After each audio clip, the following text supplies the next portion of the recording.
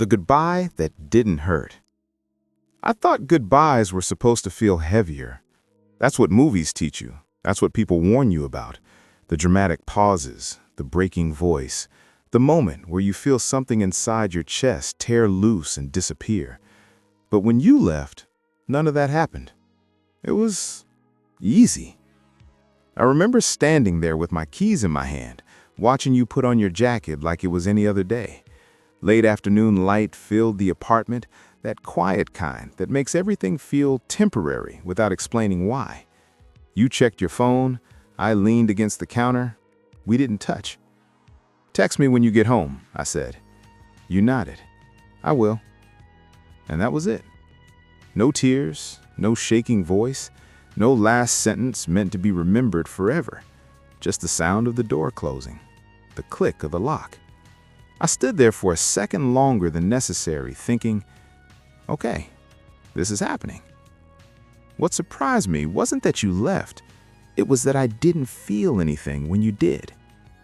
People talk about the moment of goodbye like it's the hardest part, like once you get through that, the worst is over, like pain shows up on schedule and then slowly fades. Mine didn't show up at all. That night, I cooked dinner for one and didn't mess it up. I watched a show we used to watch together and didn't reach for the remote when your favorite character came on. I slept in the middle of the bed instead of drifting to your side out of habit. I woke up the next morning feeling normal. That's when I decided I was fine. I told myself this was what emotional maturity looked like. Two adults recognizing something wasn't working and walking away without burning everything down. I even felt a little proud of myself. Friends checked in. "How are you holding up?" "Honestly," I typed back, "I'm okay." And I meant it.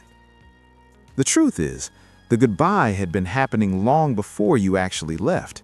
We'd grown quieter, more careful. Conversations felt rehearsed, like we were both trying not to say the wrong thing. We talked about groceries, schedules, weather. We avoided the bigger questions the way you avoid stepping on thin ice. Not because it's broken, but because you don't want to find out. So when you finally said, maybe this isn't working anymore, it didn't land like a shock. It felt like confirmation. When the door closed behind you, it didn't feel like losing you. It felt like finishing a sentence we'd already been speaking for months. I went to work that week like nothing had changed. I answered emails, sat through meetings, laughed in the right places. Someone mentioned a breakup they were going through, and I nodded along, offering the right kind of sympathy without mentioning that I was technically fresh out of one myself. At lunch, I sat alone and scrolled through my phone. Your name was still there. I didn't delete it.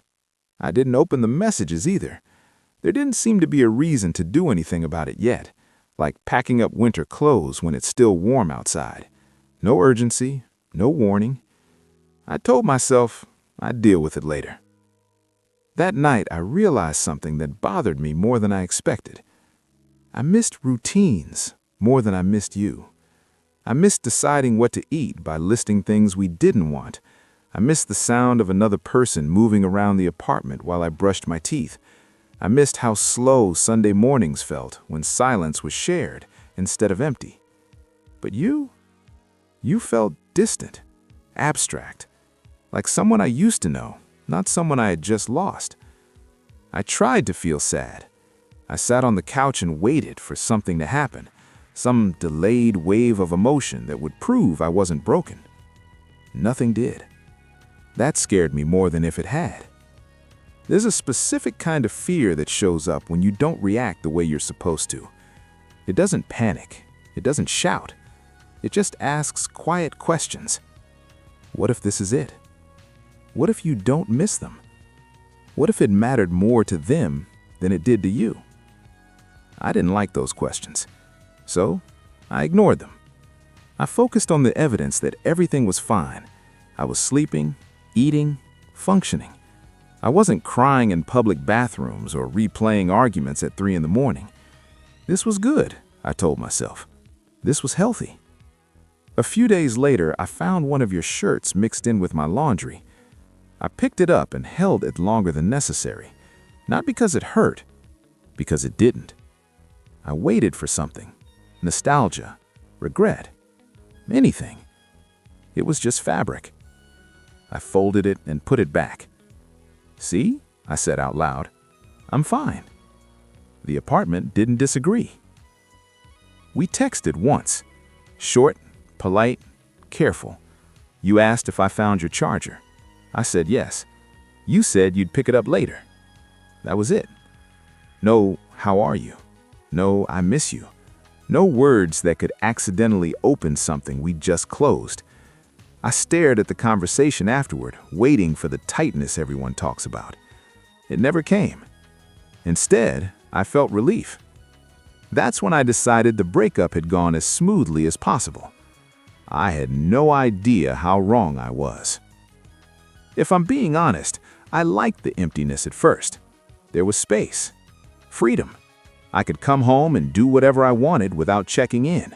I could make decisions without explaining them. I could exist without adjusting myself around someone else. It felt clean, like a room after the furniture has been moved out. You don't think about what's missing when nothing's in the way. The night before you came to pick up your charger, I cleaned the apartment more than necessary. Not to impress you, to prove something to myself, that I was already past this, that your presence or absence didn't affect me anymore.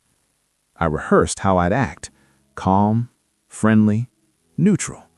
I pictured us standing in the doorway, exchanging a few harmless sentences, then going our separate ways, like two people who had simply outgrown the same space. I believed that version of the story. When you arrived, everything went exactly like I imagined. We smiled, made small talk. You picked up the charger. "You doing okay?" I asked. "Yeah." "You?" "Yeah." That was it. You left. And once again, the door closed without taking anything from me. At least, that's what it felt like. Later that night, lying in bed, I stared at the ceiling and waited. I waited for the delayed reaction people warned me about. I waited for reality to arrive. It didn't. I fell asleep thinking this might be the easiest goodbye I'd ever survive. I didn't know the pain wasn't late. It was patient. And it knew exactly when to show up. The first normal day. The strange thing about the day after a goodbye is how normal it looks. The sun still comes up, traffic still moves, coffee still tastes the same. The world doesn't pause to acknowledge that something important quietly ended. I noticed that first. Not the absence of you, but the absence of any visible change. I woke up to my alarm, not your movement. I showered without sharing the mirror. I left the apartment without checking if you were still asleep. None of it hurt. That bothered me more than it should have. Normal became my proof. If life could continue this smoothly, then maybe the goodbye had been the right decision. Maybe this was what people meant when they said things ended amicably. Maybe we'd simply reached a point where staying would have been harder than leaving. I repeated those thoughts the way you repeat directions so you don't get lost. At work, I sat at my desk and answered emails like I always had. My name still appeared on meeting agendas. My coffee cup still left a ring on the wooden surface. No one looked at me differently. No one knew. I liked that. Around noon, I caught myself almost texting you. Not because I missed you, because something mildly annoying had happened, and you were the person I used to tell those things to. The instinct appeared before the emotion ever did. I stared at my phone, thumb hovering. Then I put it down. That felt like progress. Lunch was quiet. I sat alone and watched other people talk, laugh, complain. A couple at the next table argued about something small. It sounded familiar, domestic, intimate. I felt nothing. I told myself that was good. I told myself that meant I was already past the worst part. That afternoon, I noticed something else. Time felt longer. Without someone to check in with, hours stretched. There were no shared pauses, no messages breaking up the day, just empty space between tasks. I filled it with work, then with noise, then with nothing. When I got home, the apartment greeted me the same way it always had, quiet. The difference was that now the quiet didn't belong to anyone else. I dropped my keys in the same place, took off my shoes, turned on a light I didn't need. Everything fit too easily. I ate dinner standing up. I didn't notice until I was done. That felt like something worth paying attention to, but I didn't know why. Later, I sat on the couch and let something play in the background, not because I was watching it, but because silence felt louder than sound. I wasn't sad. I wasn't relieved either. I was somewhere in between. That night, I scrolled through my phone longer than usual. Old photos, old messages, old versions of myself. I didn't stop on yours. I told myself I didn't need to. Before sleeping, I stood in the doorway of the bedroom and looked around. Nothing had changed. That was the problem. The world hadn't caught up yet. Reality was still on its way. And for the first time since you left, I wondered what it would feel like when it finally arrived. Things I didn't return. I kept telling myself I was fine. It wasn't a lie, it was just incomplete. Because being fine doesn't mean everything is gone. It just means the pain hasn't found a place to sit yet. And the strange thing is, it doesn't always arrive where you expect. Sometimes it arrives through objects. A week after you left, I started noticing the things that still belong to you. Not the big things, not the dramatic ones, the small ones. A mug on the counter, a half-used bottle of shampoo in the shower, the way the couch cushions were arranged when you sat in the same spot every night. Those were the things that hit me first, because they weren't just objects, they were evidence. Evidence that you had existed here. Evidence that we had built something. Evidence that I was now living inside a space that used to hold two people. I didn't return your things right away. I didn't take them to the door and set them down in a neat pile. I didn't even put them away. I left them where they were. Part of me wanted to prove I wasn't rushing through this, that I wasn't desperate to erase what had happened. Part of me didn't want to admit I was alone. So I left your mug on the counter like a silent reminder that you'd been here. I left your shampoo in the shower like a small act of defiance. I left your pillow on the bed like a proof that I had once been close enough to share it. I told myself I was being reasonable. I told myself it was temporary. But the objects started to talk, not with words, with presence. Every time I passed the mug, I remembered the way you held it in both hands like it was the only warm thing in the world. Every time I stepped into the shower, I saw your shampoo bottle like it was waiting for you to come back. And I kept thinking, this is temporary. But temporary didn't feel like it was in charge anymore. One night, I went to the kitchen and found the mug filled with water. I hadn't done that. I don't even remember filling it. But there it was. Water, like someone had been here, like someone had just walked away. I stared at it for a long time. Then I drank it. It tasted like nothing, but it was the most intimate thing I had done in days. The next morning, I opened the closet and found your jacket still hanging there. It was the same one you wore on the night you left. I remembered the way you looked in it, the way the collar sat against your neck, the way you kept tugging at the sleeve like you were nervous. I reached out and touched it. It was still warm. Not physically warm, emotionally warm, like it had absorbed something from you. I pulled it off the hanger and held it to my chest. It didn't make me feel better. It made me feel stupid. I laughed once, quietly, because the situation was so ridiculous. Then I put the jacket back. It wasn't just things. It was habits, too. I found myself setting 2 plates on the table when I ate, 2 glasses when I poured water. I reached for your side of the bed when I got into it. It was automatic, like my body still remembered you, even if my mind didn't.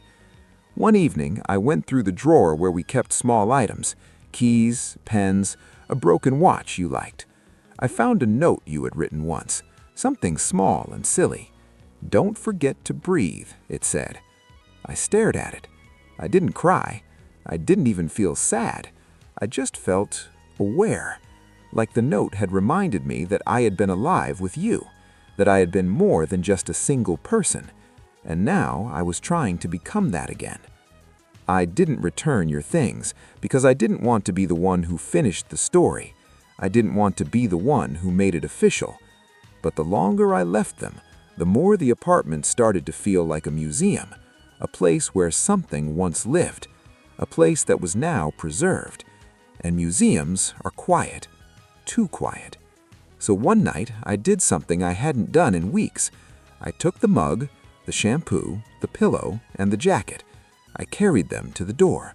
I set them down, not in a neat pile, not with a note, just there, like I was leaving something behind and not looking back. Then I closed the door, and I waited for the pain, for the collapse, for the moment when reality would finally arrive. It didn't. It still didn't. But something else did. A silence that felt heavier than any heartbreak. A silence that wasn't empty. It was waiting. I kept waiting for it. I kept waiting for the moment when the pain would arrive. Not because I wanted it, because I needed proof. Proof that the relationship had mattered. Proof that I wasn't just a person who had lost nothing. I told myself that if I waited long enough, the feeling would show up, like a delayed storm, like a message delivered late. But waiting is a strange kind of hope. It's not the hope that something will get better.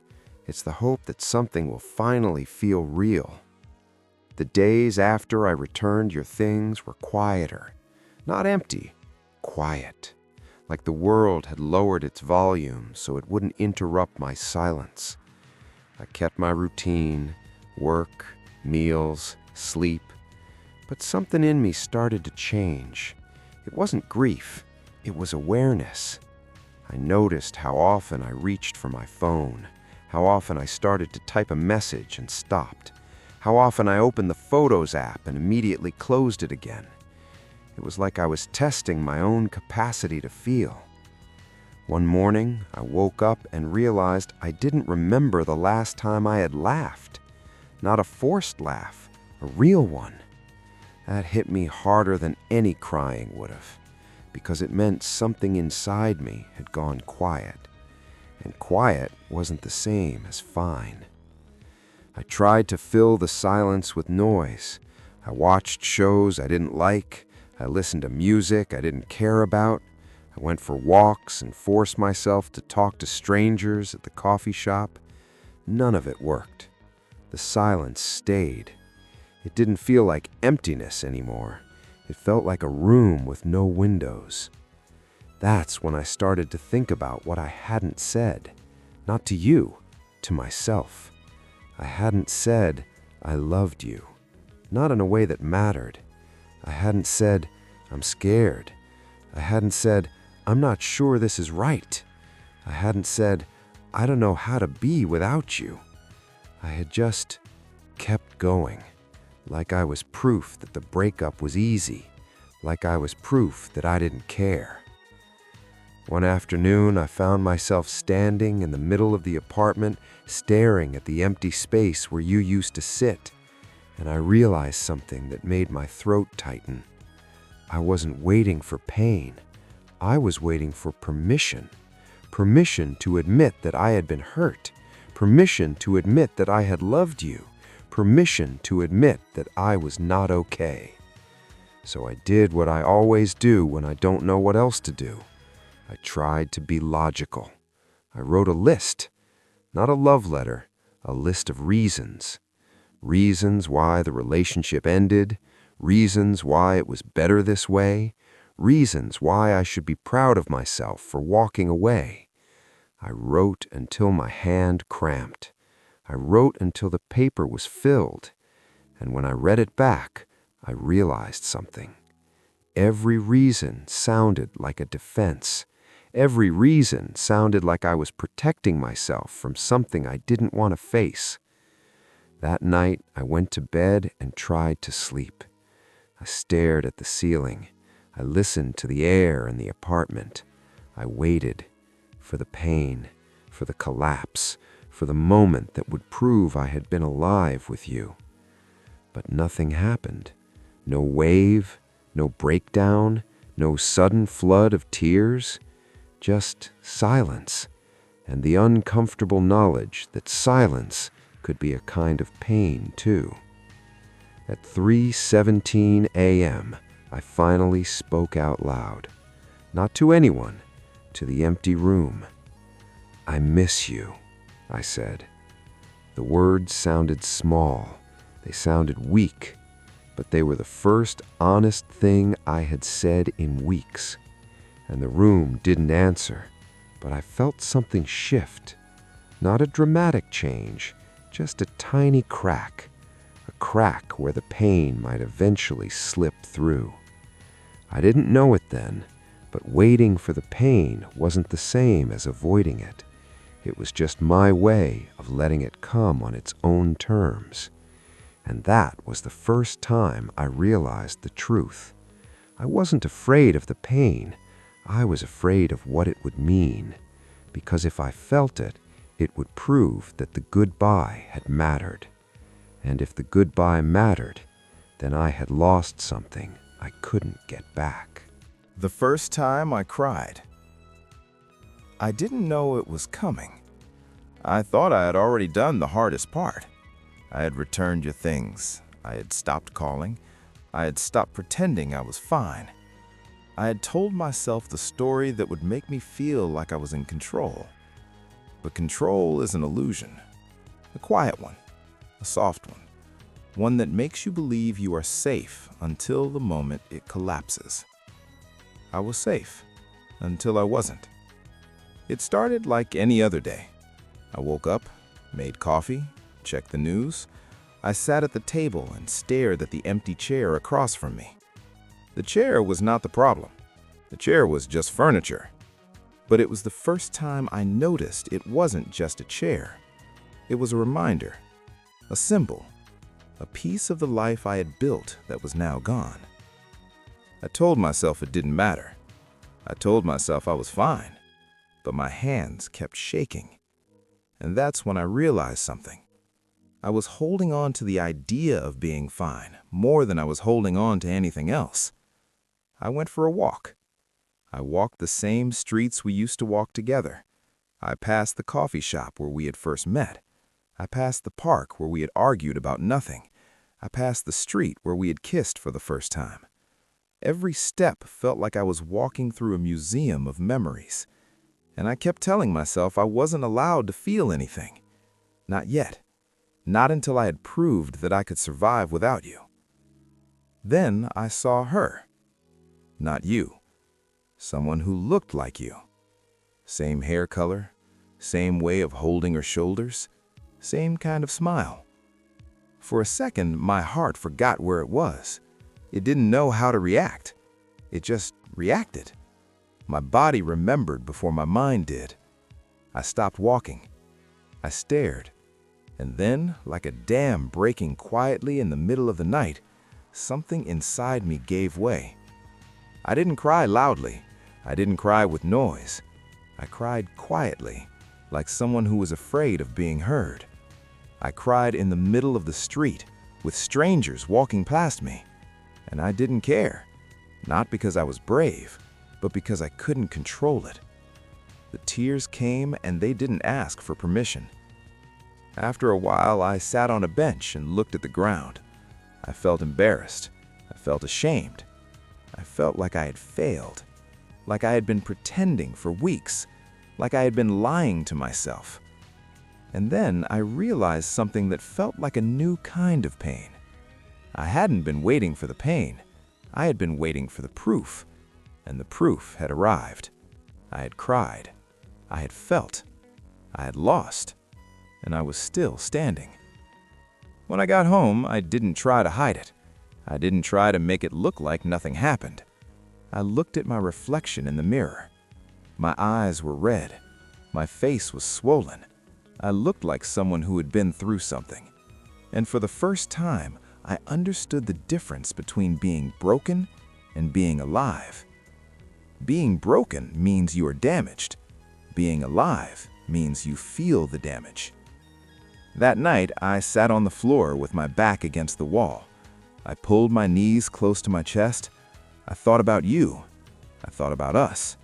I thought about how easy it had been to let go on the surface, and how impossible it had been to let go underneath. I whispered your name. It didn't sound like a confession.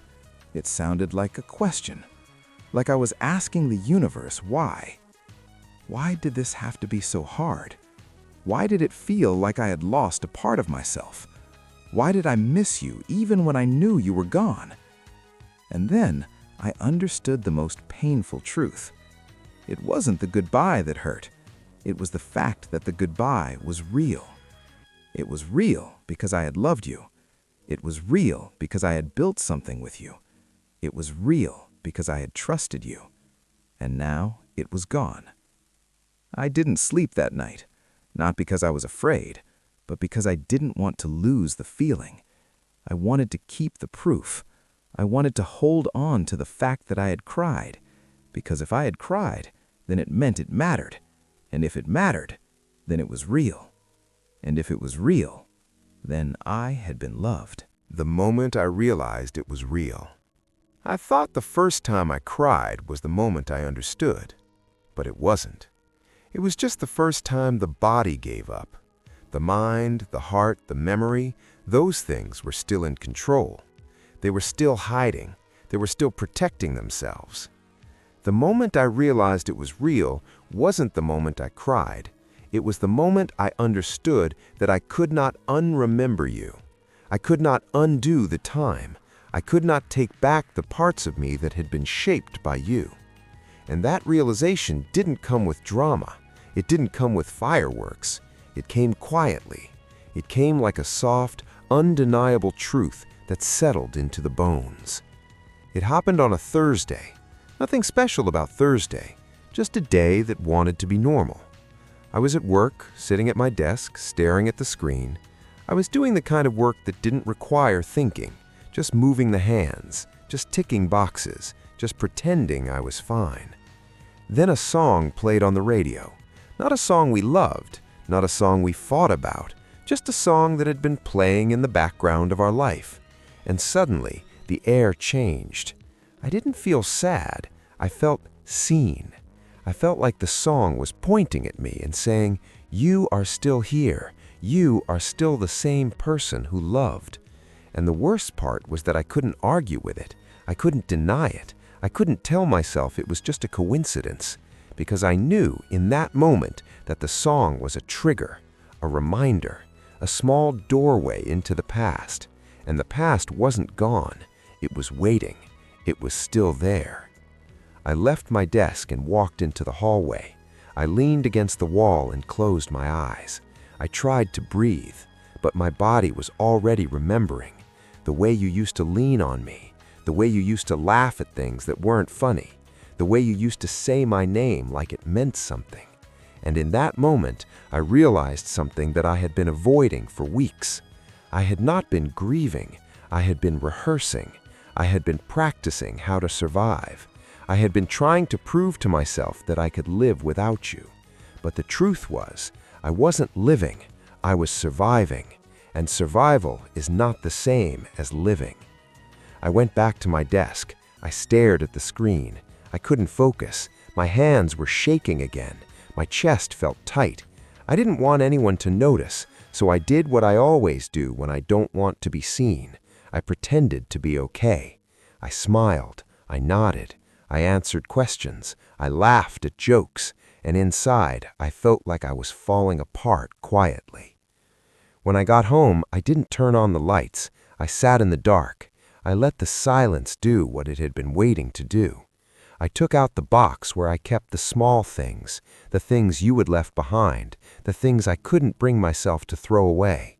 I opened it, and there it was, a simple item, nothing dramatic, nothing symbolic, just a small piece of you, a reminder, a proof that you existed in my life. And when I held it in my hand, I felt the truth settle in me like a stone. It was real. It was real because it hurt. It was real because it mattered. It was real because it had shaped me. And that realization didn't bring relief. It brought a new kind of pain, a pain that didn't come from losing you, a pain that came from knowing I had loved you. And now I was forced to live with that. I sat on the floor and stared at the box. I thought about all the times I had told myself the story that made it easier. I had told myself we were not right for each other. I had told myself I had already moved on. I had told myself I was fine. But the truth was, I was not fine. I was not okay. I was not healed, and I didn't know how to be. The moment I realized it was real, I also realized something else. I had been trying to protect myself from the pain of losing you, but what I didn't understand was the pain wasn't the worst part. The worst part was the silence that came after, the silence that made me question everything, the silence that made me doubt my own strength, the silence that made me wonder if I had ever really loved at all. That night, I went to bed and stared at the ceiling again, but this time it wasn't the same silence. It wasn't empty, it was full of memories, full of questions, full of the truth. And for the first time in weeks, I felt something I hadn't felt before. Not hope, not relief, not even sadness, just a quiet understanding that the goodbye had been real, and so had the love. The message I never sent. I wrote the message more times than I can count. Different words, different tones, different versions of myself. Sometimes it was calm. Sometimes it was angry. Sometimes it was honest in a way that scared me. But every version ended the same way, unsent. I told myself I didn't need to send it, that silence was stronger, that walking away without explanation was a kind of dignity. But that wasn't the truth. The truth was simpler. I was afraid of what would happen if you replied, and I was equally afraid of what it would mean if you didn't. The message started as one sentence: I just wanted you to know. I stared at it for a long time. It felt incomplete, dangerous, like opening a door I had spent weeks trying to keep closed. So I added more. I always added more. I explained things you never asked for.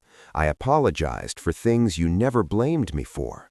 I took responsibility for things that were never fully mine. I kept shaping the message until it stopped sounding like me, until it sounded like someone begging to be understood. At night, the message felt heavier. The world went quiet. The distractions disappeared, and all that was left was the truth sitting in my chest. I would lie in bed, phone in my hand, thumb hovering, one movement away from changing everything, or nothing. I imagined your reaction. I imagined you reading it slowly. I imagined you sighing. I imagined you rolling your eyes. I imagined you feeling nothing at all. That last one scared me the most, because if you felt nothing, it would mean I was finally alone in this. The message wasn't really for you. I realized that late one night, sitting in the dark. It was for me. It was proof that I had something left to say. Proof that I hadn't disappeared inside the silence. Proof that what we had still lived somewhere in me. I scrolled through our old conversations, not to reread them, just to see how natural it had once been, how easy the words used to come, how little effort it took to be understood. That's when the sadness changed shape. It wasn't sharp anymore. It was heavy, like carrying something you don't know how to put down. I typed one last version of the message. Short, simple, honest. I hope you're okay. That was it. No explanations, no questions, no invitations. Just a quiet acknowledgement that you had existed in my life, that we had existed. I stared at the screen. I waited for my hand to move. it didn't. Because I finally understood something. Sending the message wouldn't bring closure. It would only reopen a door I was learning how to live without. And not sending it wasn't weakness, it was acceptance. So I locked my phone, I placed it face down, and I let the message stay where it belonged, unsent. Not because it didn't matter, but because it mattered too much. That night, for the first time, I didn't wait for a reply that would never come. I didn't imagine conversations that would never happen. I let the silence be what it was, not an enemy, not a punishment, just the space where something had ended and where something else would eventually begin. The day you didn't cross my mind. It didn't happen all at once. There was no announcement, no realization that stopped me in my tracks. Just a day that moved forward without asking permission. And for the first time in a long time, you weren't part of it. I woke up late, not because I couldn't sleep, but because I could. The room felt different, not lighter, just neutral, like a place that no longer echoed. I made coffee without thinking about how you used to drink yours. I stood by the window and watched the street wake up. People moved, cars passed, life didn't wait, and neither did my thoughts. I realized it halfway through the morning. I was working, focused, present. And then it hit me. I hadn't thought about you yet. Not once. Not in the background, not in the corners, not even as a shadow. The realization didn't feel like relief. It felt like surprise, like noticing a scar that no longer hurts when you touch it. I waited for guilt. It didn't come. I waited for sadness. It stayed away. I waited for fear. Nothing. Instead, there was something quieter. Space. Room to breathe. Room to exist without narrating everything through your absence. Later, I walked outside. The same streets, the same buildings. But I wasn't walking through memories. I was just walking. A child laughed nearby. Someone dropped a bag of groceries. A dog pulled against its leash. Small moments, ordinary moments. Moments I had missed while I was busy surviving. I passed the coffee shop. I noticed it, and then I kept walking. No pause, no tightening in my chest, no urge to stop and look back. That's when I understood something important. Healing doesn't announce itself. It blends in. It looks like boredom. It looks like routine. It looks like a day where nothing dramatic happens. In the afternoon, your name crossed my mind. Just once, briefly, like a word I used to know in another language. There was no emotion attached to it, no longing, no resistance, just recognition. And then it passed. That scared me more than the pain ever did, because pain meant connection. Pain meant proof. This meant release. Not forgetting, just loosening the grip, letting the memory sit where it belonged, in the past. That night, I lay in bed and thought about the day. Not about you, about me. About how quiet strength doesn't feel strong. It feels normal. And normal is something I hadn't trusted in a long time. I didn't celebrate. I didn't tell anyone. I didn't mark the date. Because this wasn't an ending. It was a beginning that didn't need witnesses. The day you didn't cross my mind wasn't the day I stopped loving you. It was the day love stopped controlling me. And that was enough. I started living again, quietly. It didn't feel like a comeback. There was no moment where I decided to be better, no promise to myself, no dramatic shift. Life just began to happen around me again, and for the first time, I didn't resist it. I started with small things. I cooked meals instead of ordering them. I opened windows instead of closing curtains. I let the mornings take their time. None of it felt like healing. It felt like maintenance, like caring for something fragile without announcing it. I noticed how my body moved differently, less guarded, less tense. I stood straighter. I breathed deeper. It surprised me how much energy grief had been using, how heavy it had been, even when it was quiet. One afternoon, I caught myself humming. I stopped immediately, not because I was sad, because I was startled. It had been so long since sound came out of me without effort. I smiled at how strange that felt. Then I kept humming. I began saying yes to things, not big things, small invitations, coffee with a coworker, a walk after dinner, an extra 5 minutes outside before going home. I didn't talk about you. I didn't talk about the breakup. I talked about the weather, about work, about nothing. And that nothing felt important. I realized I was no longer measuring my days by how much I missed you. I measured them by how present I felt, by how often I forgot to check the time, by how rarely my chest tightened, by how naturally I laughed. Your memory didn't disappear. It softened.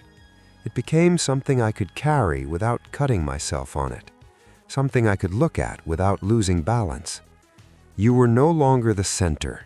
You were part of the landscape. One evening, I cooked dinner with music playing, real music, not background noise. I danced a little in the kitchen. Nothing graceful, nothing impressive, just movement, just being inside my body again. That's when I understood what living again actually meant. It didn't mean forgetting. It didn't mean replacing. It meant allowing joy to exist alongside memory, without competition, without comparison. Later that night, I sat by the window and thought about the past few weeks, how slowly things had changed, how quietly strength had returned. I didn't feel proud. I felt steady. And steady was better than happy, because happy felt fragile. Steady felt earned. I started living again the way most important things begin, softly, without witnesses, without proof, just one moment after another. The goodbye that finally hurt. I thought the goodbye was already behind me, that it had happened quietly, without damage, that I had survived it.